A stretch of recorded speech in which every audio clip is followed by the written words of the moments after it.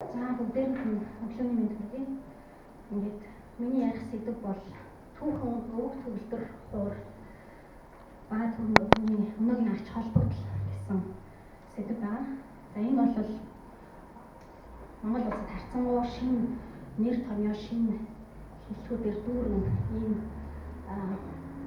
ихтгэл байна. За ингээд түүхэн төгөлдөр хуур гэж яг юу хэлээд байна вэ гэхээр өнөөдрийнхөө бид нар яг өнөөдөр хэрэгжилж байгаа тэр төгөлдөр хуурын тухай эхлээд ярих хэрэгтэй болно. Тэгэхээр өнөөдрийн бидний хэрэгжилж байгаа төгөлдөр хуур бол анх 1870 онд Steinway төгөлдөр хуурын брэнд үүсгэж тогтоосон тэр хэв загварын дагуу явж байгаа хөгжмөндөр бид нар бүгд тоглож байгаа. Ерөнхийдөө дэлхийд даяараа гэсэн ялангуяа 1930 оноос хойш Steinway брендинг үйлдвэрлэсэн тэр загвар тэр стандарт дээр бүхий л өөр хөгжмийн брэндүүд Yamaha, Kawai орчин үеийн Bosendorfer, Fazioli бас орчин үеийн Pleyel зэрэг хөгжмийн зэмсгүүд бүгдээрээ яг л Steinway брендинг загвараар явж байгаа. Тэгэхээр түүхэн төгөлдөр хуур гэж яг юу хэлээд байна вэ гэхээр 1870 оноос өмнө Steinway компани ингэж тогтоосон стандарт хэв маягаас өмнө байсан тэр хөгжмнүүд түүний онцлог энэ хөгжим яагаад өнөөдөр ингэж яригдах болоод сэргэн мандат байна гэдэг талаар ярих юм байна. За түүхэн төгөлдөр хуур гэдэг нэршил нь анх 1950 оноос хойш Итали хэлний Forte Piano гэсэн тэр нэршлэр олон улсын давцанд танигдаж эхэлсэн. Тэгэхээр орчин үеийн төгөлдөр хуурыг бол олон улсын түвшинд бид нар Piano Forte гэсэн нэршлэр ойлгодог бол түүхэн төгөлдөр хуурыг Forte Piano гэсэн нэршлэр ойлгож байна. Гэвч яг энэ хөгжмөөр сүүлийн 10 жил мэргэшин тоглож энэ Forte Piano буюу түүхэн төгөлдөр хуурыг судалж байгаа хүмүүс болохоор энэ нэршил тийм таатай биш байгаа. Тийм учраас ерөнхийдөө Pianoforte Storico эсвэл Historic Piano гэсэн тэр нэршлэр нь монгол хэлнээ бол түүхэн буюу өвөг төгөлдөр хуур хэмээн орчуулж болохоор сүүлийн үед нэршиж байна. За тэгэхээр энэ Forte Piano буюу өвөг төгөлдөр хууранд ямар хөгжмөд орж ийнэ гэхээр энд бол маш олон бидний мэдэхгүй нэрэн сонсогдоогүй тийм хөгжмийн брэндүүд байгаа. Graf бас ихсүүлээд. Тэгэхээр энд бол яг бидний сайн мэддэг Haydn, Mozart, Beethoven, Chopin, Schumann, Liszt, Mendelssohn, Schubert зэрэг бүхэл хөгжмийн зохиолчдын классицизмын үеийн болон романтизмын үеийн гол төлөөлөгчд болон тухайн үеийн бусад нэртэй хөгжимчид хөгжмийн зохиолчдын хэрэгжилж байсан бүтээл тойруулаа эд тойрож байсан тэдгээр хөгжмийн зэмсгүүдийг хэлээд байгаа. За тэгээд энэ нэршил энэ хөгжим яагаад гэнт гарч ирвэ гэхээр ерөнхийдөө бол Америкийн нэгдсэн улсын нэрт төгөлдөр хуурч сургууль хүмүүжүүлэгч Корнель их сургуулийн доктор Малком Вилсон гэж хүн 1970 оноос эхлээд энэ хөгжмийг судалж таниулж эхэлсэн. Түүний энэ хөдөлгөөн бол ерөнхийдөө анх Корнель их сургуулиас эхэлсэн болвол үргэлжлүүлээд Европ дахнаа маш хурдцтай тархсан. Яг л Европ өөрөө эдгээр түүхэн хөгжмүүдийн их үлгийн нутаг учраас маш хурдан тархацыг бол олж чадсан байгаа. Тэгээд түүхэн төгөлдөр хуурнууд бол яг янз янзын нөхцөл байдал орчин үед өвлөгдөж үлдсэн байгаа. Зарим нь хэтэрхий хуучирсан, эвдэрсэн энэ хөгжмийг тоглох, сонирхох хэрэгцээ нэмэгдсэний хэрээр энэ хөгжмийг сэргээн засварлах энэ үйл ажиллагаа бас Европт маш эрчимтэй хөгжиж байна өнөөгийн байдлаар.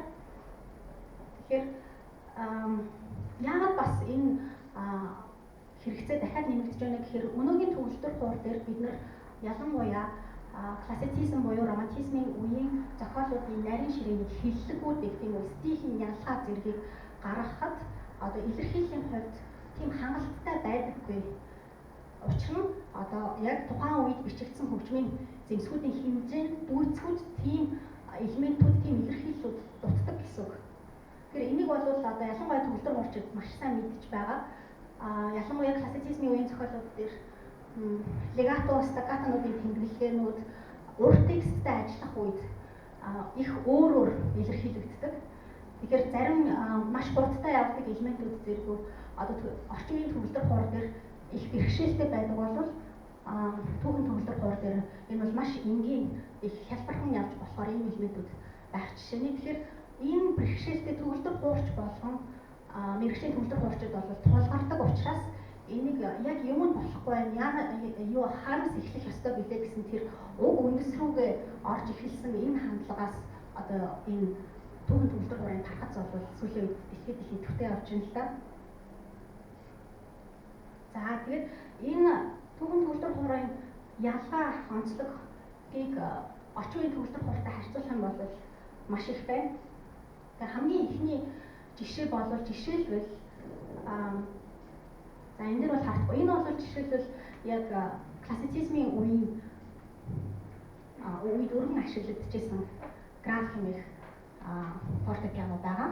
Тэгэхээр энэ дээр бол педал харагдахгүй байгаа. Гэвч энэ дээр бол яг женокира буюу педал нь өвдгөндөө байрладаг. Тэгэхээр хүлийн гიშгүүд байхгүй хэрнээ өвдгөө дээшлүүлж өвдгөөрөө одоо энэ доотод нь суйрлагдчихаа гэсэн.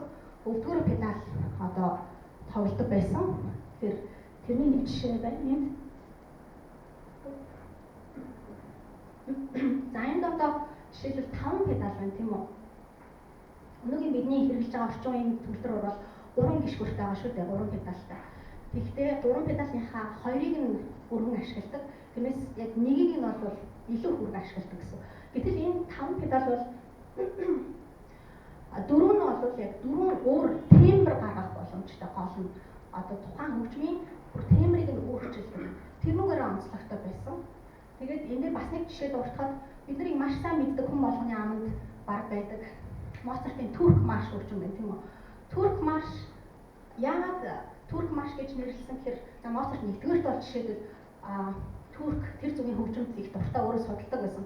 Хоёрдугаарт яг тухайн үеийн хөгжмийн зэмсгүүд нь туркерия гэдэг ийм шин педал нэмэгдсэн. Туркерия гэдэг нь юу гэхээр туркуудын хэрэглэдэг бөмбөртэй цан.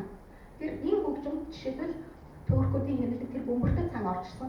Хамгийн захын 5 дахь педалыг гიშгэхээр бөмбөр цан дуурдаг жишээлбэл юм чи. Тэгэхээр яг Моцартын тэр ляси гэдэг тэр хэсэгдэр ляси до дээр бөмбөртэй цан тоглогддог байсан байна.